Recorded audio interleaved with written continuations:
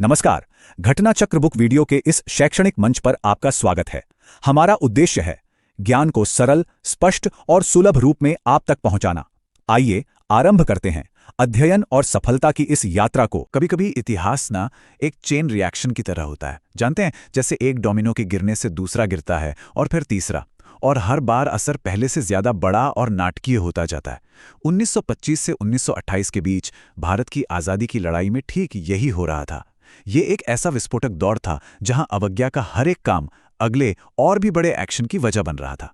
अब देखिए, पहली नजर में 3 घटनाएं। एक ट्रेन डकैती, पूरे देश में फैला एक जबरदस्त विरोध, और एक ब्रिटिश अफसर की हत्या। ये सब अलग अलग लगती हैं, है ना? लेकिन क्या हो अगर ये सब एक ही कहानी के, एक ही पहेली के हिस्से हों? तो चलिए इन कड़ियों को जोड़कर देखते हैं और समझते हैं कि असल में हुआ क्या था। देखिए, किसी भी क्रांति को चलाने के लिए ईंधन की जरूरत तो पड़ती है, और भारत के क्रांतिकारियों के लिए ये ईंधन था पैसा। हथियार खरीदने के लिए, अपना संदेश फैलाने के लिए और संघर्ष की उस मशाल को जलाए रखने के लिए। और यही जरूरत एक ऐसे प्लान को जन्म देने वाली थी जो इतना ऑडेशियस था, इतना साहसी था कि उसने इतिहास का रुख ही मोड़ दिया। और ये था वो plan, Kakori train action. Ramprasad Bismil और अशफाकुल्ला खान जैसे क्रांतिकारियों ने इसे प्लान किया। मकसद एकदम साफ था, लेकिन खतरा बहुत बड़ा था। 8 डाउन ट्रेन से ले जाए जा रहे सरकारी खजाने को लूटना, और 9 अगस्त 1925 को उन्होंने कर दिखाया। मगर इस हिम्मत की एक बहुत भारी, एक भयानक कीमत चुकानी पड़ी। ब्रिटिश हुकूमत का जवाब तेज और बेरहम था। वो एक मिसाल बनाना चाहते थे। जैसा कि हम देख सकते हैं, रामप्रसाद बिस्मिल, अशफाकुल्ला खान, राजेंद्र लाहिड़ी और रोशन सिंह, इन सब ने सबसे बड़ी कीमत चुकाई, फांसी। संदेश बिल्कुल साफ था, सरकार से बगावत की सजा सिर्फ मौत होगी। काकोरी के बाद अंग्रेजों की सख्ती से कुछ वक्त के लिए ऐसा लगा मानो क्रांति की आग बुझ सी गई है। लेकिन ठीक इसी वक्त अंग्रेजों ने एक ऐसी राजनीतिक गलती की, एक ऐसा अपमान किया जिसने सिर्फ क्रांतिकारियों को ही नहीं बल्कि पूरे देश को उनके खिलाफ खड़ा कर दिया। और वो गलती थी 1927 में भेजा गया साइमन कमीशन। अब देखिए, कागज पर तो इसका मकसद बड़ा अच्छा था, भारत में सरकारी सुधारों का सुझाव देना।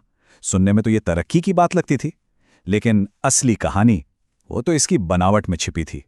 इस कमीशन में एक ऐसी बुनियादी और नाकाबिले माफी खामी थी जिसने सुधार की किसी भी उम्मीद को खत्म कर दिया और उसे पूरे देश के गुस्से में बदल दिया। वो खामी क्या थी?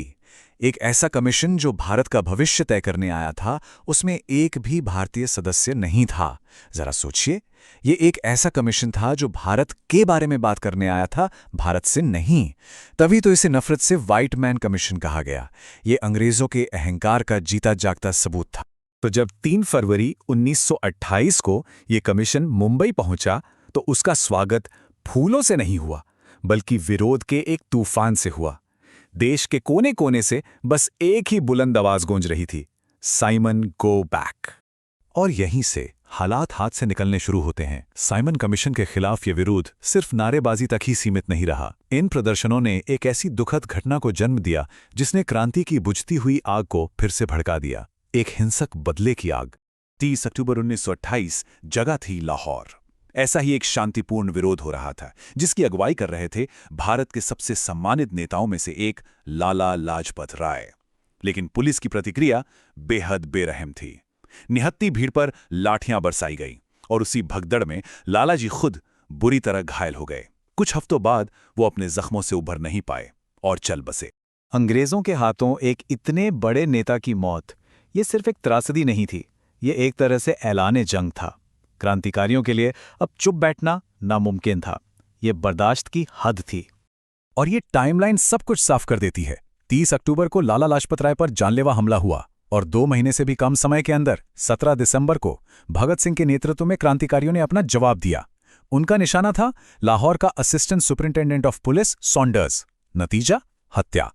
ये कोई अंधी हिंसा नहीं थी, ये एक सोचा समझा बदला था। तो जब हम इन 3 सालों को एक साथ देखते हैं, तो हमें अलग अलग घटनाएं नहीं दिखती, बल्कि टकराव का एक बढ़ता हुआ चक्र दिखाई देता है। एक ऐसी चेन जिसमें हर एक्शन का एक और भी जोरदार रिएक्शन हो रहा था। ये पैटर्न अब बिल्कुल साफ है ना? काकोरी में क्रांतिकारी कार्रवाई हुई, तो जवाब में क्रूर दमन हुआ। साइमन कमीशन के जरिए राजनीतिक अपमान हुआ तो उसने पूरे देश में विरोध की आग भड़का दी, और लाहौर में सरकार ने हिंसा की तो उसका सीधा नतीजा निकला एक अफसर की हत्या के रूप में। पहेली के सारे टुकड़े अपनी जगह पर फिट बैठ जाते हैं।